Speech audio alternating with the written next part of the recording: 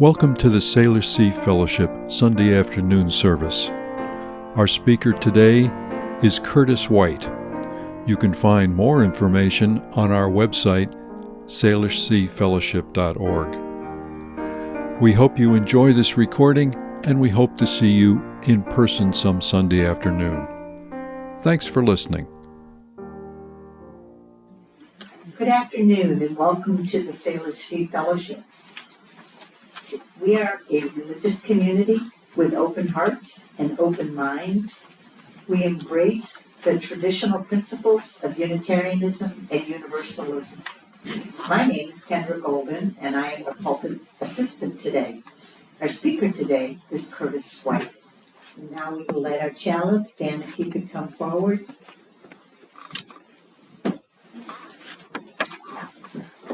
In times of light and times of darkness, may this small flame kindle what is good in us and in the world.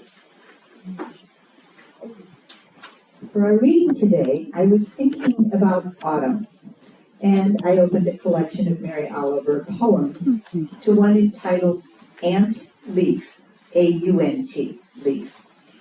As you will hear, it's not really about autumn at all, but it also made me smile, and so I would like to share it with you.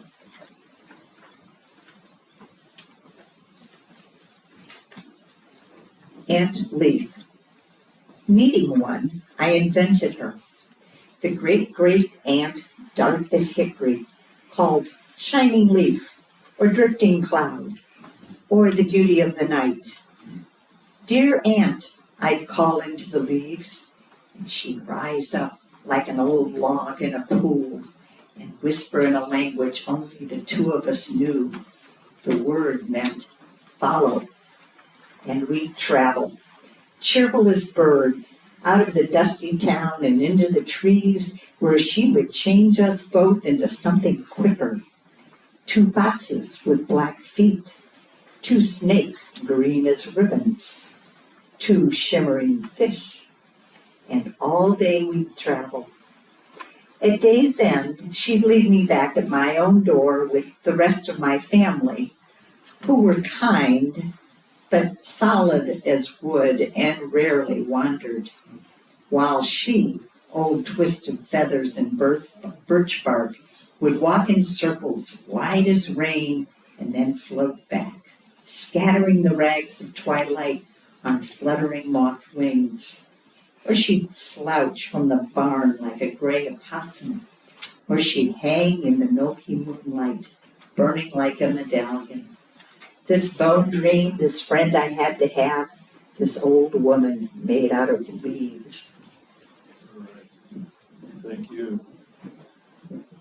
Great to see you all, too. Thanks for being here. Curtis White, I've just gotten to know him, and his title of his talk today is The Benevolent Unknown. In the book, The Varieties of Religious Experience, the philosopher William James criticized Western rationalism for its inability to consider the full range of religious experience without prejudice. And yet, credible reports of mystical experience have been common for many thousands of years, which leads James to conclude that encounters with the unknown are in fact ordinary. Mr. White will consider that ordinariness in the light of his own encounters.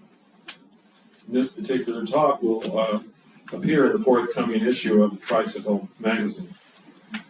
Mr. White has been a professor of creative writing, philosophy, and literature. His writing has appeared in Harpers and Tricycle magazine. His most recent book is Transcendent, Art and Dharma in a Time of Collapse. I'm currently reading that book. I recommend it. And he has said to me, emphatically, the less you say, the happier I am. So, please welcome Curtis White.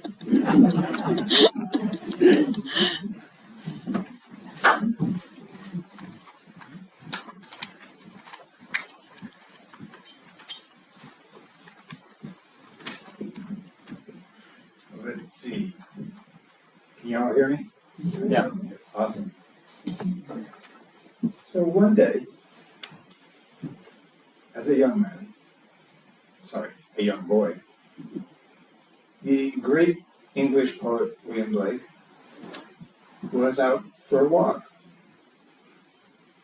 And at one point, he looked up and saw angels in a tree. I don't know what young Blake's reaction was to seeing angels in a tree, but I think it's possible he saw angels in the tree and sort of said, "Oh, that's a thing, angels in the tree. That's cool." So he went home and he told his parents, "Mom, Dad, I saw angels in the tree today while I was out walking." And his parents said, "Don't say that. You must never say that. People will think you're crazy." So it was a very interesting day for William Blake, a kind of fateful day for William Blake, because he had not only seen angels, but he had met the English materialist rationalist mindset, which was beginning to tell him that visions of the kind he had were pathology, were a sickness.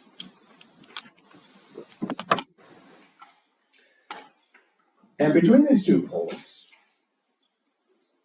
Blake's career continued for the rest of his life, trying to find a balance, a resolution between reason and the imagination, with the understanding that the imagination was what was holy. As you probably know, what followed Blake was Romanticism, especially the English poets like Wordsworth and Coleridge, both of whom found the religious life in nature and in art, which is to say that what they found, what they presented was the aestheticization, the artfulness of spirit.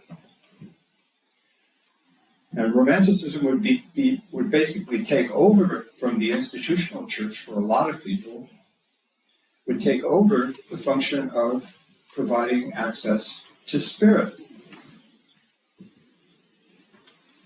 Now, Ron mentioned William James and his great book, The Varieties of Religious Experience. And and this is much later in the 19th century. Romanticism was basically the culture of the 19th century for Europe, for Western Europe. And James writes in a chapter about mysticism, he writes, "Most of us can remember the strangely moving power of passages in certain poems read when we were young, irrational doorways as they were, through which the mystery of fact, the wildness and the pang of life stole into our hearts and thrilled." Which is a great summary of about the last 100 years of Western European culture. As for, this series of lectures is one of the, it's not as well known as it should be, but it's one of the most courageous acts, intellectual acts in the history of Western thought, because this was something that James delivered in Europe, in Scotland actually, in a series of lectures, all of which went into the teeth of rationalism and materialism. And he did it sort of alone. But he was emphatic about the idea that that there was something wrong with a way of thinking that declared that thousands and thousands of years of human experience was a sickness. And so he emphatically said, in the teeth of that point of view, which was quite predominant, he said, nothing can be more stupid than to bar out phenomena from our notice merely because we are incapable of taking part in anything like them ourselves. Great huzzas should erupt from the church floor. Okay, the last thing I'll say before I begin reading is that I make no truth claims in this paper. It is stories. It is a story. The benevolent unknown.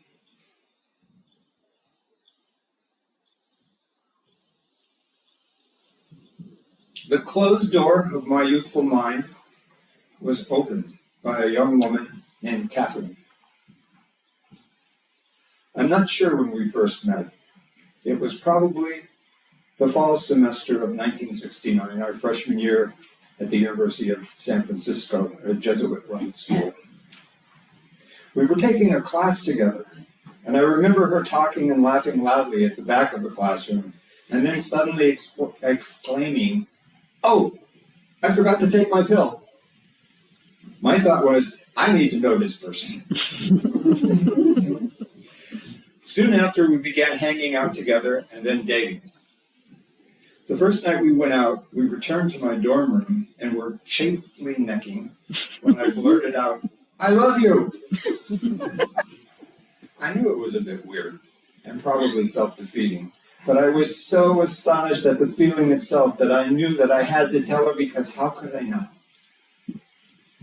I was feeling this powerful thing that had come flaming out, a thing that I was in no way prepared to understand. Such was my astonishment that it was as if I were saying to her, "I actually feel love, really strong love, for the first time. Can you believe it?" I wasn't even quite sure just what exactly she had to do with it. Maybe she was just an innocent bystander. I barely knew her. She was naturally skeptical. But for me, it just seemed very simple, because it was simply true, even if she couldn't understand. I in no way understood. Catherine was something new for me. She was religious, a Roman Catholic. Up to then, the closest thing to religion that I had experienced was rooting for the San Francisco Giants and its patron saint Bolognese. But then one beautiful still fall evening, we were sitting together at Lone Mountain College up the hill from the USF. We had this splendid view of the night and the city. I think we were both excited at the perfection of the moment and the atypical San Francisco weather, not a whisper of wind. We talked and laughed. There may have been others there, but for me, it was just us. As I walked back down the hill to my dorm, my mood changed. I felt confused and troubled, and in need of someone to explain something, anything to me. So I burst into the room of Father William Wood, our resident advisor in loco parentis, our floor father. I liked and trusted him. Kindly, he asked me to sit, sensing that I was upset about something. I have no memory of what I said to explain my presence. Whatever disturbed 19-year-olds say when they're experiencing love for the first time, I suppose. Anyway, after a few minutes, Father Wood began to read to me from one of the Gospels, and I began to cry. Sob is certainly the better word. He continued to read, and I could hear his voice at a distance, as through a vortex, but I didn't understand the words. It was just a stream coming from somewhere, as if I were being baptized in a strong current. When at last he stopped reading and I stopped crying, I asked, "What just happened?" He replied, "I don't know, but we were not alone in this room." I asked, "What am I supposed to do now?" Father Wood replied, "Spend some time alone, go for a walk, think about Jesus," none of which showed me the way.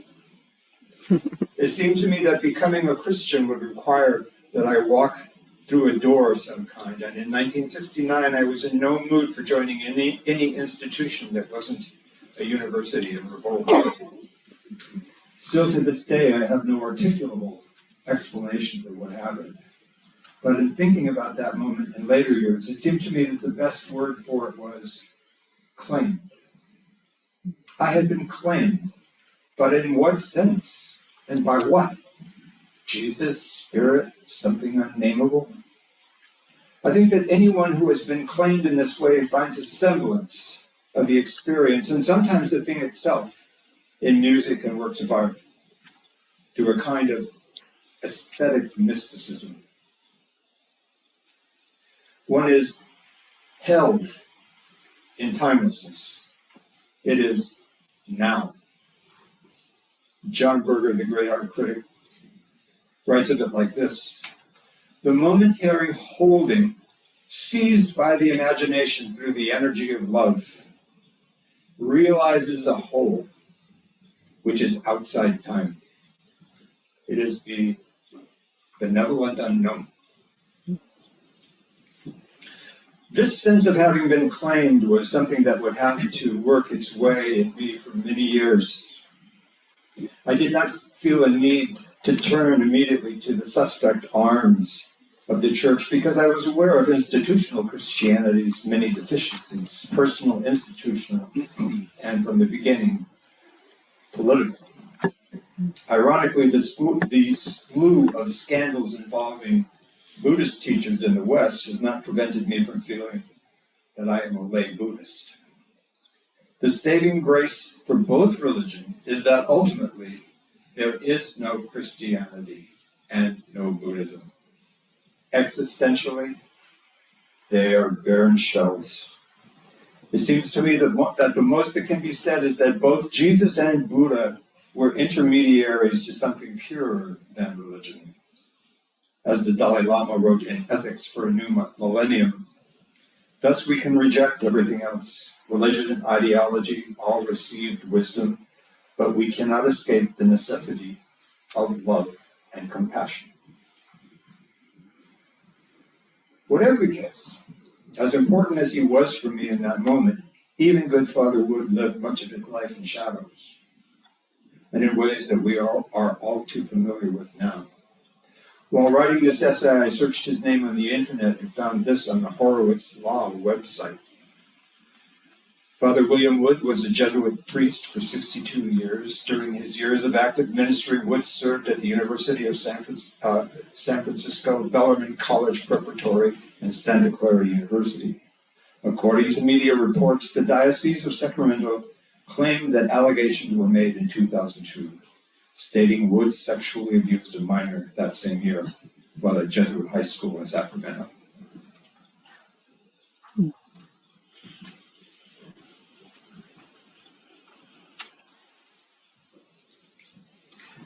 Despite Father Wood's failings, on that lovely San Francisco night, I had, with his help, glimpsed a reality that lives only by virtue of what Søren Kierkegaard called the absurd.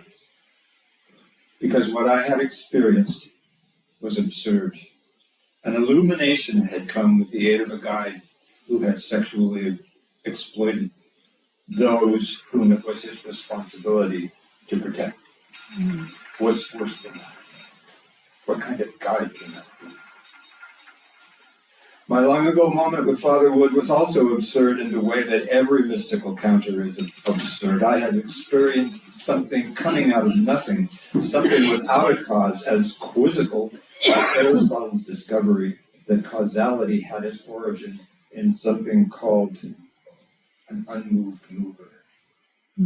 For Aristotle, something as simple as setting a ball in motion on a tabletop was ultimately mysterious. The theologian Paul Tillich called this mystery the movement of infinity. I am not describing my experience as one of salvation or enlightenment. I'm describing what Zen folk call an opening.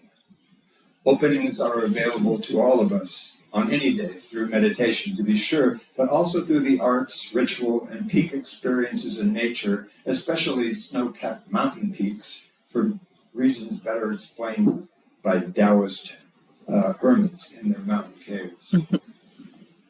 But an opening needn't appear only in heightened moments. It can be quite mundane. It can happen while looking at a teacup and realizing that it is the site of bliss in spite of its humble origins.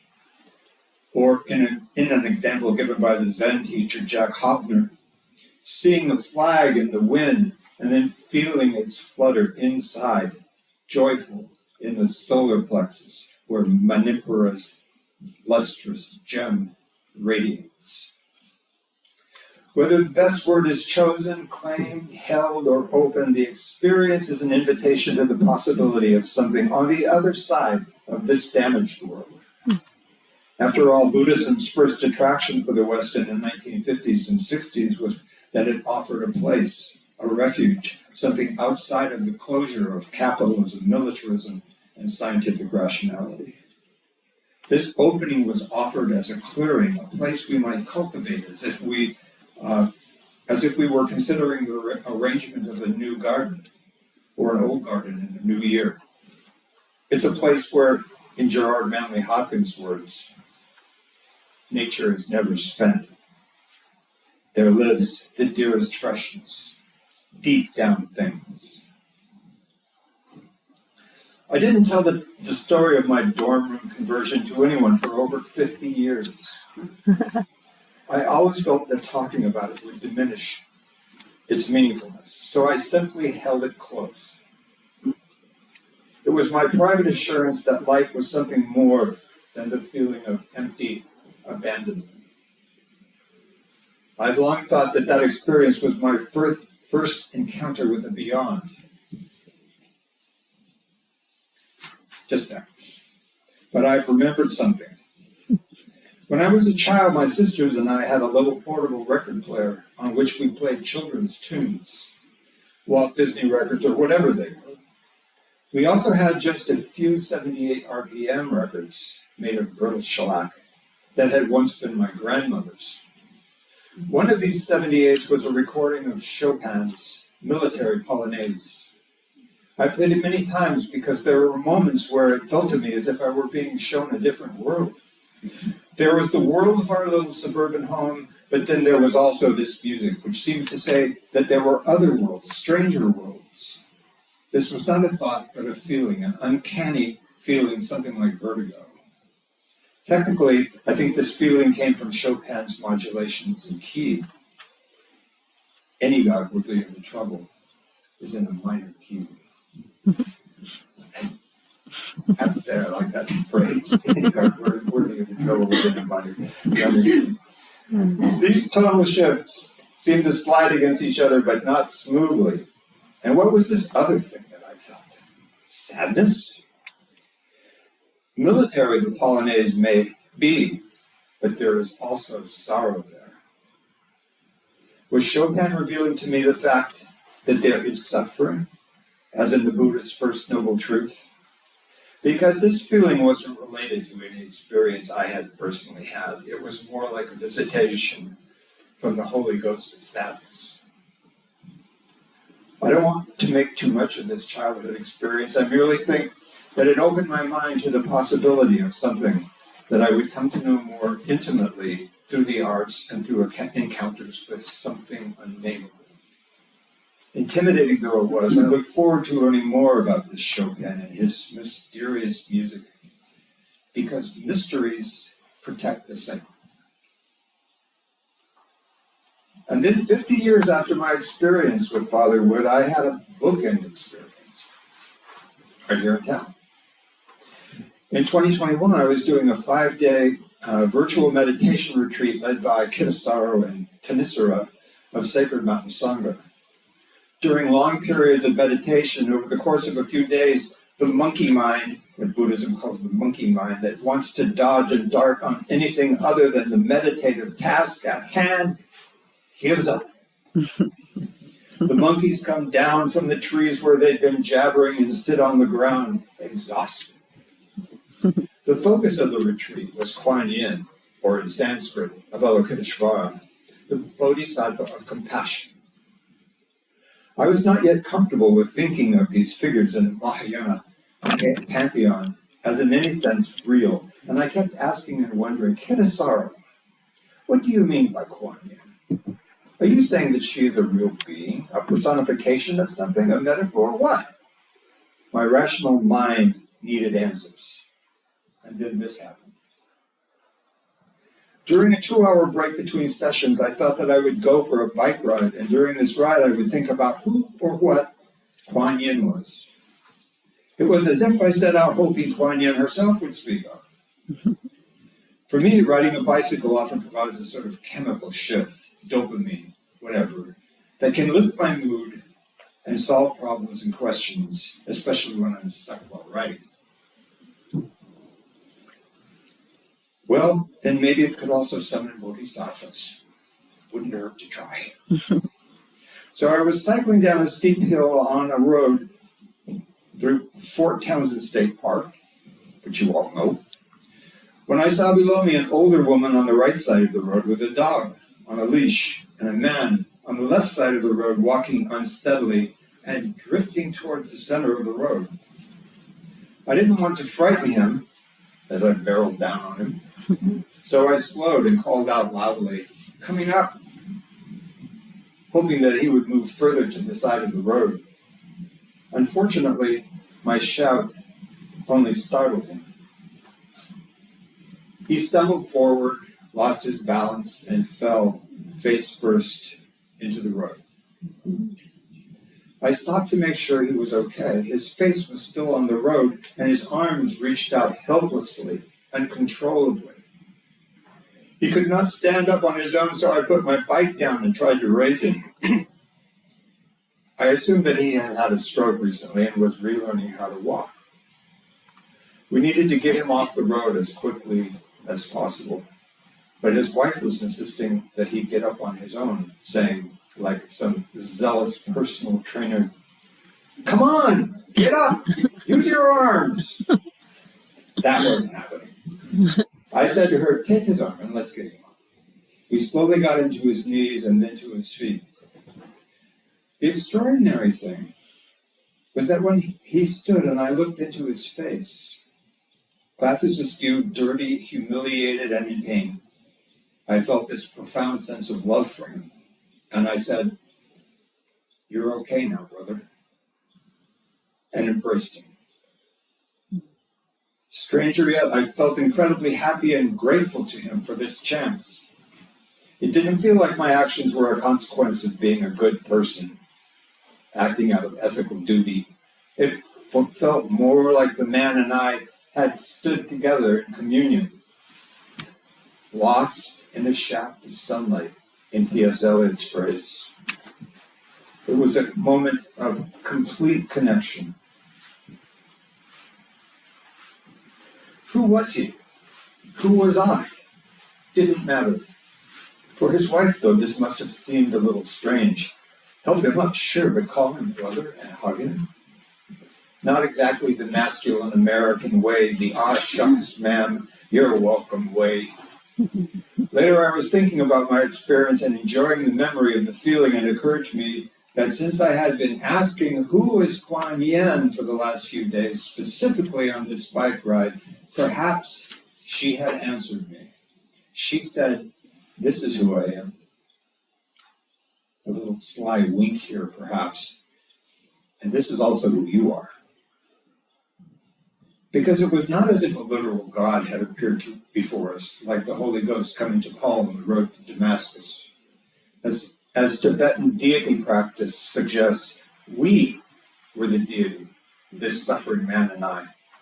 We had put on our, what Buddhism calls our original face, our true nature, if only for a moment.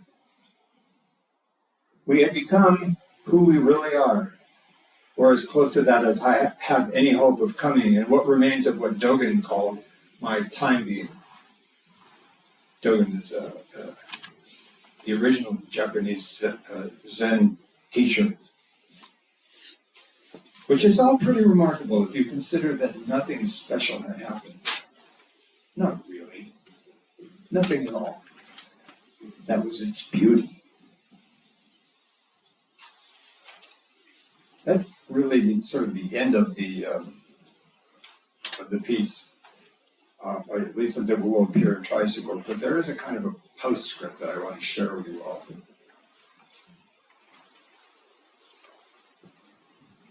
It's a postscript that concerns the woman, Catherine. In living actuality, she is the author, Catherine Wolfe. Over the years, I thought of her now and then, always gratefully, and one idle day, I thought that I would search her name because, well, I have no idea why I searched her name. Maybe I just hoped she was still alive. Not only was she still alive, but she had recently published a book titled Beyond: How Humankind Thinks About Heaven. In that same period of time,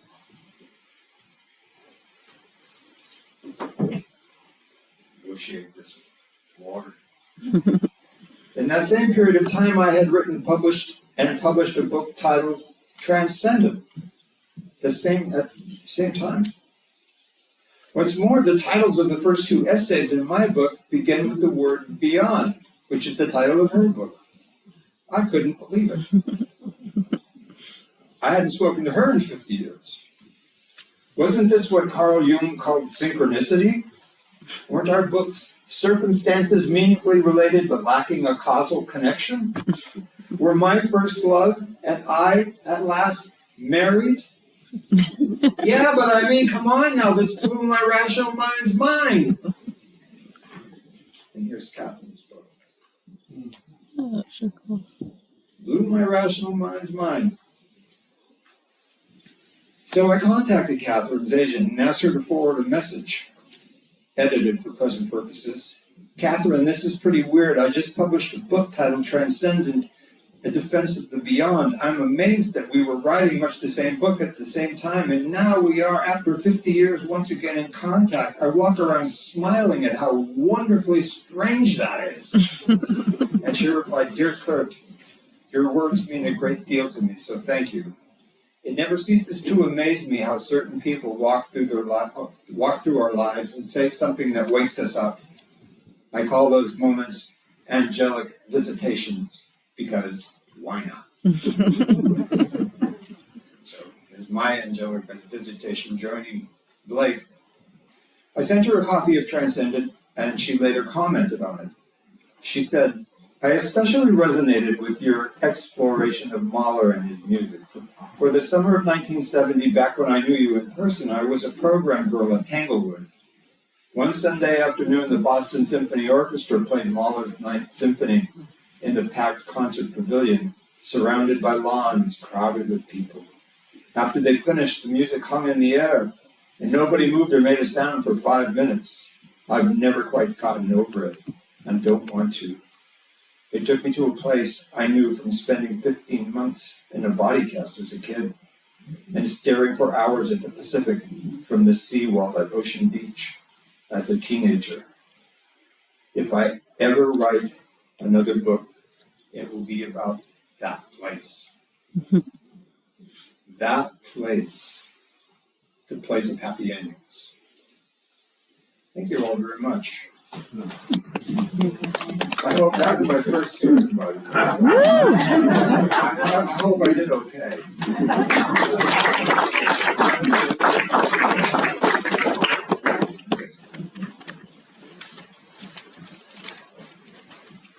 We're now going to extinguish our flame. Dan is coming forward to help me. We can repeat these words together. We extinguish this flame, but not the loving joy of being freely together. We carry that joy until we meet again. And now Rob is going to come forward with a few announcements.